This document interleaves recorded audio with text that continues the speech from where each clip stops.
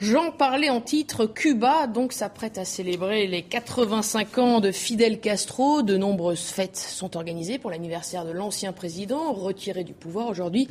On ne sait pas encore si le leader Máximo y participera. En tout cas, Nancy Berthier, vous n'y serez pas puisque vous êtes notre invitée. Merci d'être avec nous.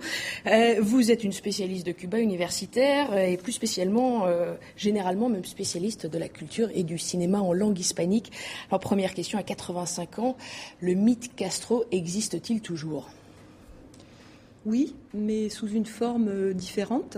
Depuis son retrait des affaires publiques, donc en raison de sa maladie en août 2006, son image, cette image que j'ai largement analysée dans cet ouvrage sur Castro, il a...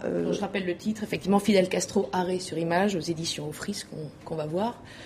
Voilà, donc il l'avait construite autour de l'image du guerriero, incarné fondamentalement par une barbe et un treillis militaire, qui n'ont pas varié, en tout cas du point de vue iconique, jusqu'en 2006.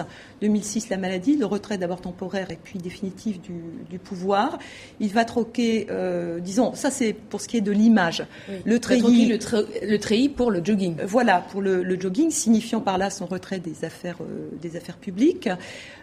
Mais au fil du temps, donc depuis 2006, la stratégie de communication de Fidel Castro et de l'État de Cuba par rapport à sa figure va être certes celle d'un retrait, d'une absence physique de l'espace public, mais d'une sorte, ce que j'appelle l'omni-absence, c'est-à-dire d'une présence en creux qui est réactivée de façon régulière par des images. Alors d'abord du convalescent lorsque la maladie a été quand même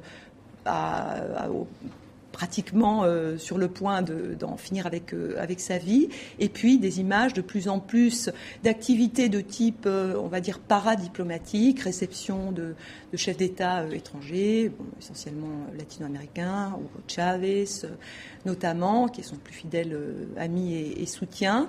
Et donc l'image s'est transformée de celle du guerriero actif à l'image du vieux sage, retiré des affaires de son pays, mais pas retiré des affaires du monde, qu'il commente de façon assez régulière depuis quelques années, à travers des réflexions qui paraissent dans la presse cubaine. Alors il y a un élément iconographique qui ne l'a jamais quitté, c'est sa barbe.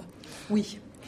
Pourquoi ? Oui, alors la barbe qui, à l'origine, enfin quelques mois après la victoire de la Révolution, qu'il avait promis de raser lorsque la Révolution véritablement remplirait ses objectifs. Il l'avait affirmé face à la télévision américaine lors d'un voyage en avril 1959.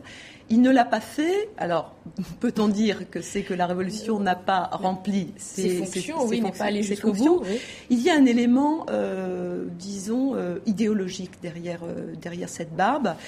C'est aussi l'affirmation de ce caractère de guerriero qui, en fait, avec la guerre froide, mais même après, on a vu la chute du mur de Berlin, mais même depuis, reste une situation finalement de tension par rapport aux États-Unis qui continuent à pratiquer un embargo économique vis-à-vis du pays. Donc c'est ce rappel de l'épopée des origines qui survit à travers cette barbe.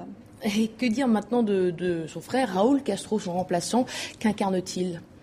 Alors, Raúl Castro, je le situe du côté de ce qu'un écrivain allemand, Sennberger, appelle les héros de la retirade. Il utilise ce qualificatif pour Adolfo Suárez, qui est la figure politique qui a fait passer l'Espagne de la dictature de Franco à la démocratie. Ces héros qui ne sont pas les figures héroïques classiques, celles du guerriero, va-t-on dire, mais qui, disons, sont amenés à